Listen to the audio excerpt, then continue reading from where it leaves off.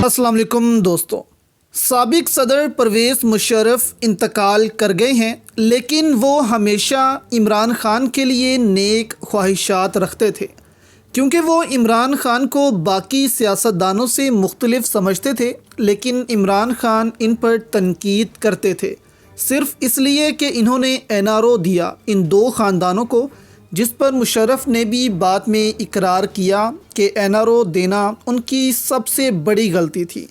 यानी कि martial law जो इन्होंने लगाया, इसको भी वो इतनी बड़ी गलती तस्लीम नहीं करते थे। लेकिन बाद में इनको एहसास हुआ था कि NRO इनको देना इनकी सबसे बड़ी गलती थी। अब 2018 के इलेक्शन से पहले जब सबको पता था कि इमरान ख़ान ने ही मुल्क के वज़ीर आज़म बनना है, तो उन्होंने ये पैगाम इमरान ख़ान को दिया।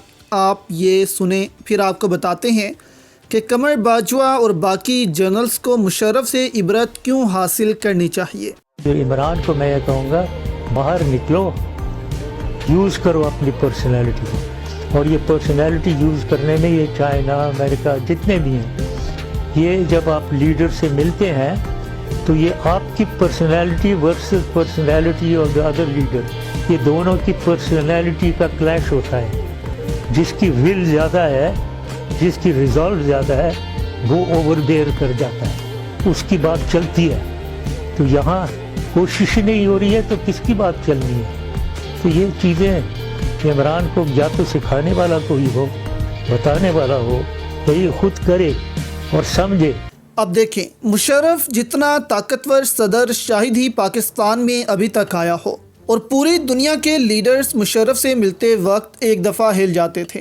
लेकिन देखें, इक़्तिदार में आकर कुछ फ़ैसले इतने ताकतवर शख्स से भी हो ही जाते हैं गलत। एक तो उन्होंने NRO का फ़ैसला गलत किया, जिसको वो तस्लीम करते हैं कि इनसे फ़ैसला गलत हुआ। और दूसरा जो उनसे फ़ैसला हुआ था, वो अमेरिका को पाकिस्तान में फ़ौजी अड्डे फ़राहम करने का फ़ैसला गलत हुआ था। देखें, मुशर्रफ को आसपास के लोगों ने मशवरे दिए कि देखें जी, अमेरिका ज़ख्मी शेर बना हुआ है, इसका रास्ता नहीं रोकना चाहिए। और फिर कहा गया कि बहुत डॉलर्स आएंगे पाकिस्तान में, लेकिन वो फिर हुआ नहीं जो मुशर्रफ ने सोचा था कि ऐसा ऐसा होगा। लेकिन बाद में मुशर्रफ को भी समझ आ गई थी कि अमेरिका ने पाकिस्तान को धोखा भी दिया है। मुशर्रफ को लगता था फिर कि इमरान ख़ान एक ऐसा लीडर बन सकता है पाकिस्तान में जो अमेरिका को सबक सिखाएगा, कभी भी हार नहीं मानेगा। हमीद गुल भी मुशर्रफ के साथी थे। वो भी कहा करते थे कि जिस दिन इस मुल्क में ऐसा लीडर आया जिसने अमेरिका को ललकारा और अमेरिका का इस मुल्क में रास्ता बंद किया, उस दिन पाकिस्तान में मौजूद अमेरिका के पिट्ठू इकट्ठे होंगे और उसका भी तख्ता उलट देंगे।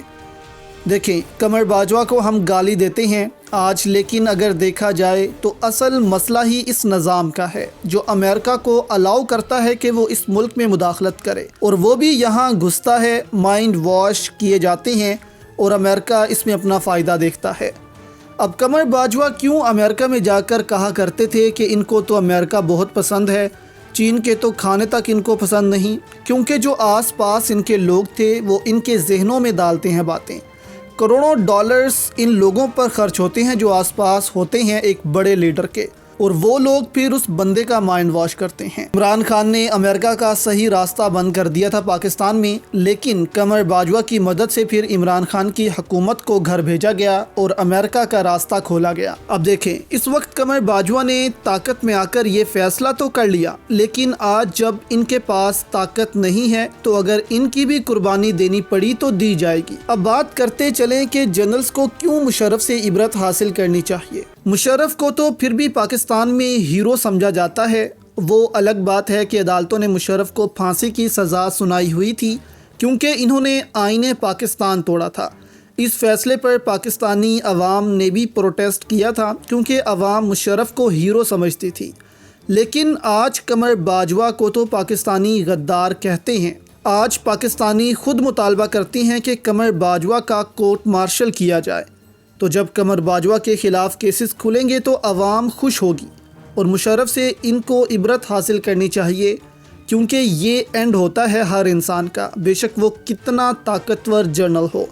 आखिर में इसको यहीं जाना है। फ़ैसला आपका है कि लोग आपको कैसे याद करें आपके जाने के बाद। ممکن ہے مشرف کی آخری رسومات جو ہیں وہ بہت ہی شاندار طریقے سے ہو جائیں، کیونکہ پاکستان میں ان کو ہیرو سمجھا جاتا تھا۔